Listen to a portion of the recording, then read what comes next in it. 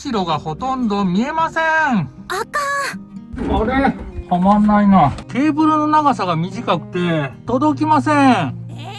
ダメだ。太くて通らないので通し直します。おはようございます。アストロ大会改造機の細です。今日は K のキャンピングカーインディ727にバックカメラ付きのドライブレコーダーを購入しましたので、取り付けていきたいと思います。これからもキャンピングカーの動画を配信していきますので、チャンネル登録お願いします。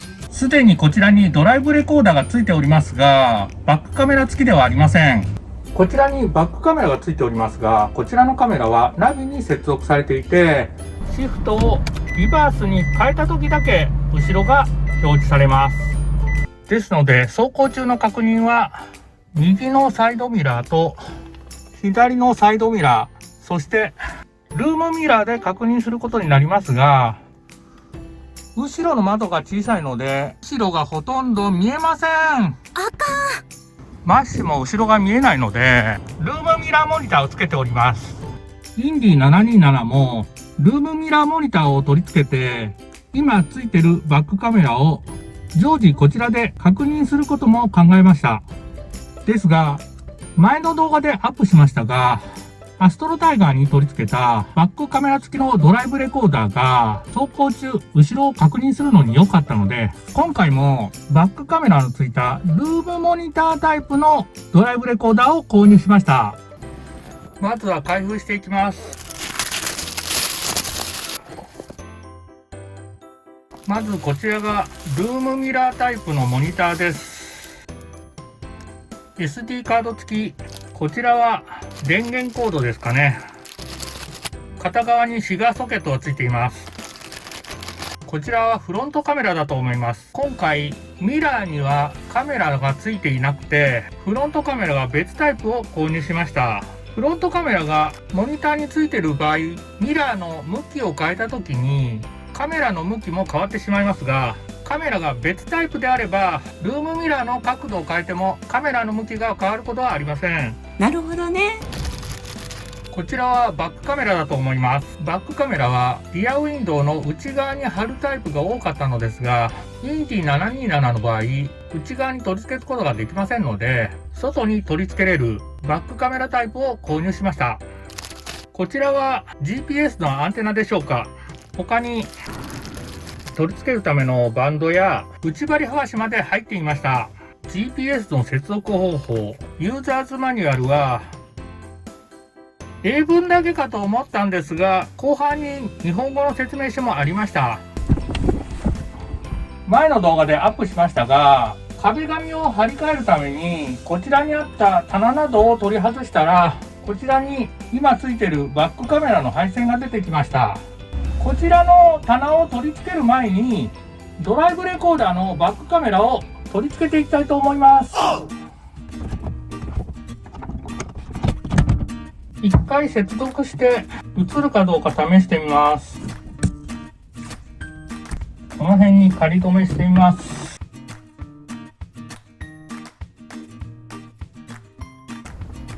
この辺りのパネルを外して分かったのですが、今ついているバックカメラの配線がこちらのパネルの中を通って床下を通りナビにつながっていました。今回こちらはルームミラーに取り付けるモニターに接続するので、このパネルの裏側を通してこの上を通してこちらに取り付けたいと思います。ミラーモニターはこちらのバンドを取り付けてこちらに引っ掛けると、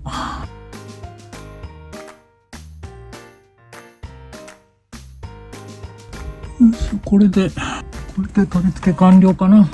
バンドが4個ついてましたが2個は予備でしょうか。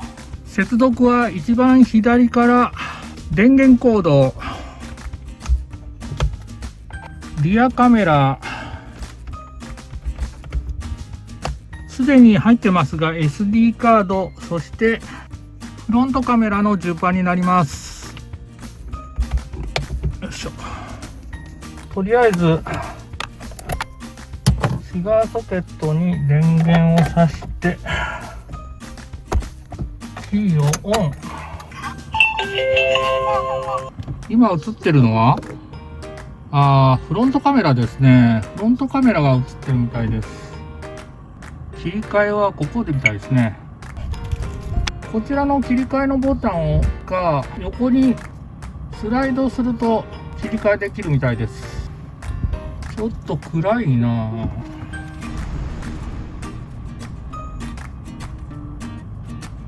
保護フィルムが貼ったままでした。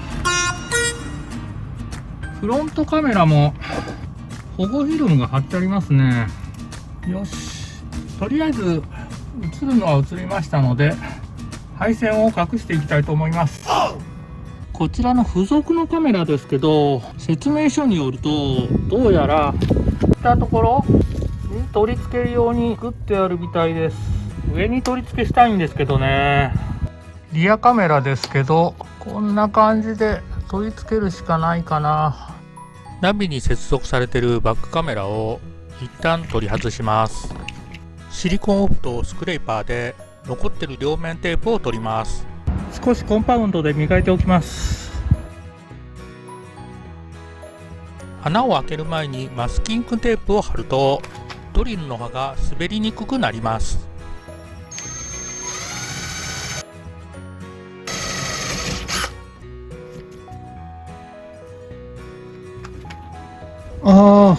通らない。さらに穴を広げます。よし、これなら余裕で入るな。車内から引き込みました。仮止めして確認しましたが問題ないようなので取り付けます。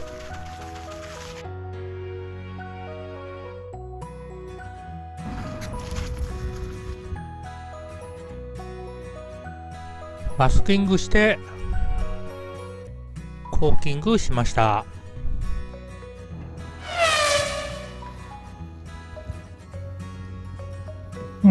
ちょっと固まったな。1日経って完全にコーキングが固まりました。水をかけてちゃんと防水になってるか確認したいと思います。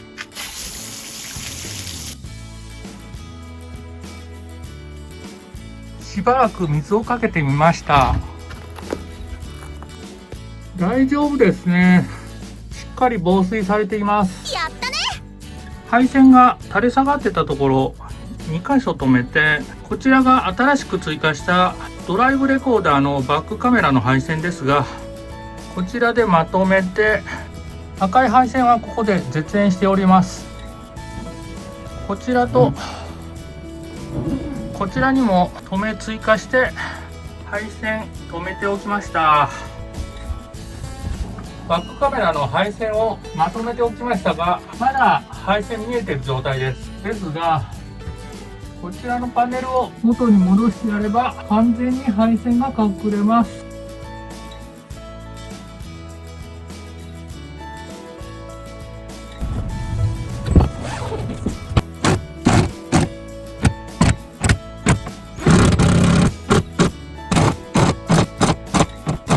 これでポップアップルーフのフックを引っ掛けることができるので走行可能です。ついでにこちらのパネルも戻しておきたいと思います。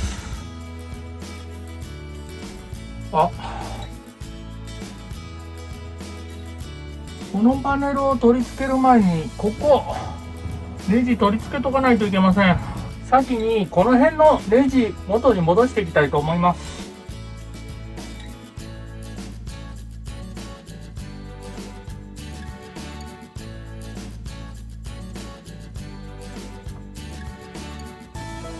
この下の部品も取り付けていきます。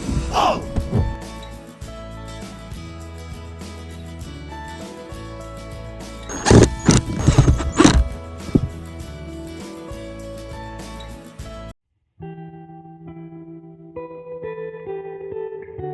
れ、はまんないな。どうして？壁紙が使った分、ここ両方出てきてんのか。困ったな。はまんないじゃん。ダメだ。少しこことここの壁紙が厚くなった分、この両サイドのパネルが内側に寄ってしまいました。両方3ミリ程度削ってやらないと入らないかもしれません。ちょっと保留にします。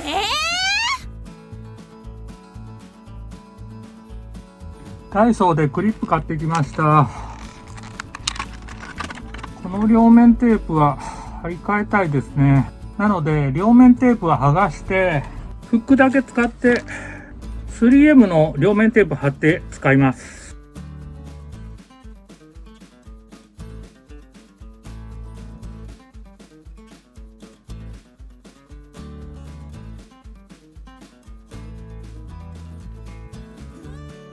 今までつけていたドライブレコーダーを取り外します。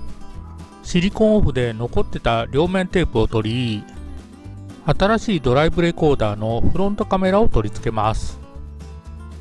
今までつけていたドライブレコーダーの配線も外しておきます。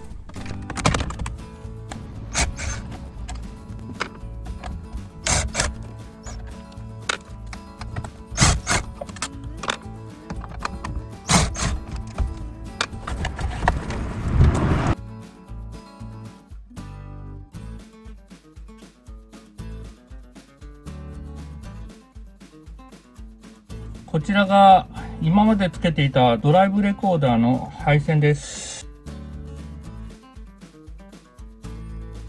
よいしょ。今までつけていたドライブレコーダー取り外すことができました。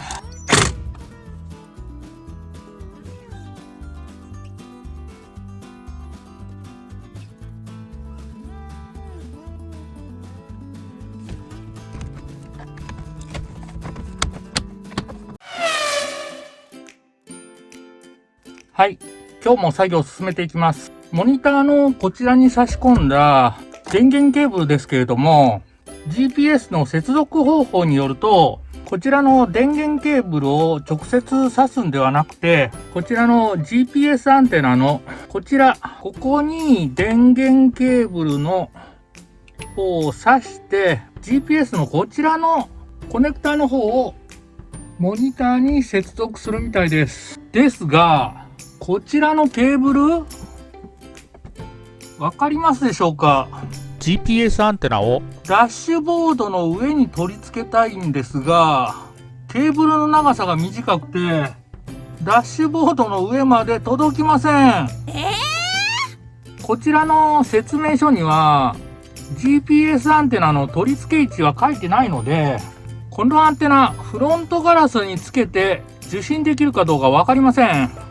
今回 GPS アンテナはなしで取り付けていきたいと思います。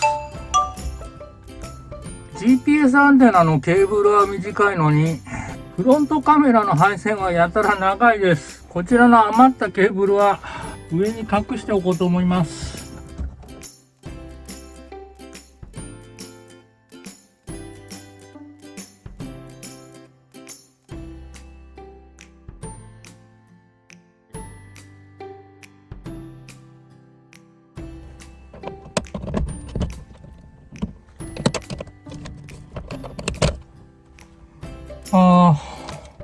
こっちはでかくて通せないから、向こうのモニターにつけたコネクターの方を通していけばよかったかな。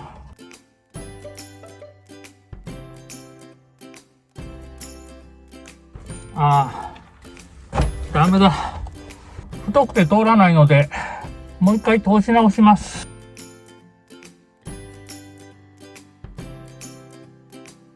こっちの端が細いので、こっちから通していきます。いつも配線を通すときに使っているアルミの針金です。アルミ製の針金を隙間に通します。針金の先に配線を引っ掛け、マスキングテープで留めておきます。ちょっと太いですけど、頑張って通していきます。針金を引き抜いていきます。いけたいけた。問題なく通りました。やったね。ここさえ通ってしまえば問題ないので、もう一回配線し直します。ハーネス用布テープで配線をまとめます。ルームミラーのアームに結束バンドで留めておきます。よっしゃ。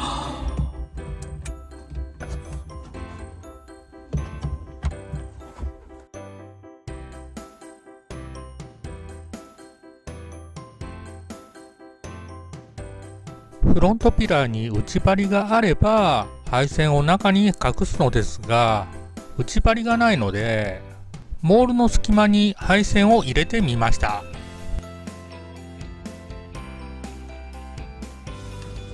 邪魔だな。作業しにくいのでハンドルを外します。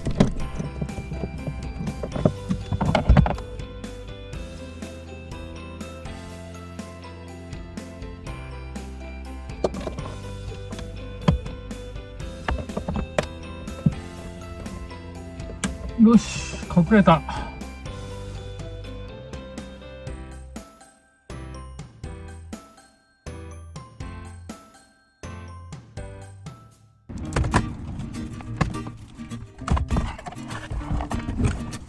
配線はこちらから通ろうと思います。今回はこれ使います。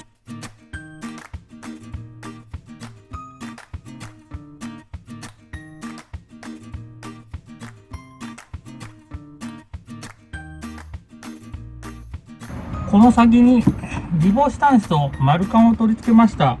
ヒューズはこちらの方に入っているので、こちらにはヒューズは取り付けておりません。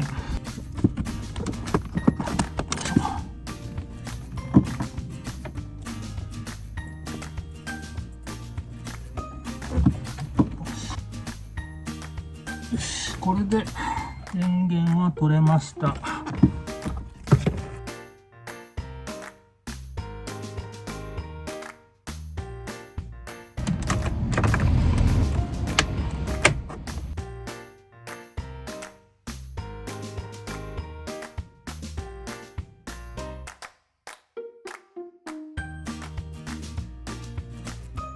テプラでドライブレコーダーと印刷してきました。後で配線自分でも分かんなくなるので印に貼っておきます。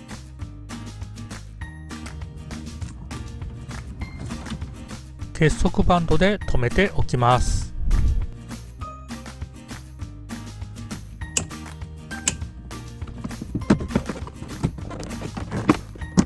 ドライブレコーダーの印、ここにも貼っておきます。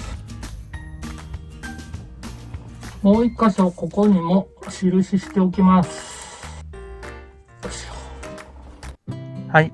今回は軽キャンインディ727の後ろの家具を取り外しているついでにバックカメラ付きのドライブレコーダーを取り付けました。今までルームミラーだけでは後ろの窓が小さいので後ろの確認がしにくかったのですが、バックカメラ付きドライブレコーダーを取り付けたことで後ろの確認がしやすくなりました。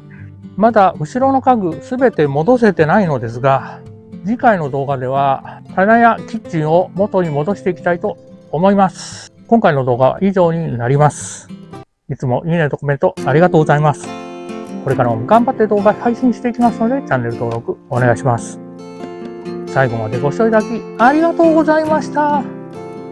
こちらの家具、やはり左右3ミリずつカットしないと取り付けできないかもしれません。大変だこれ。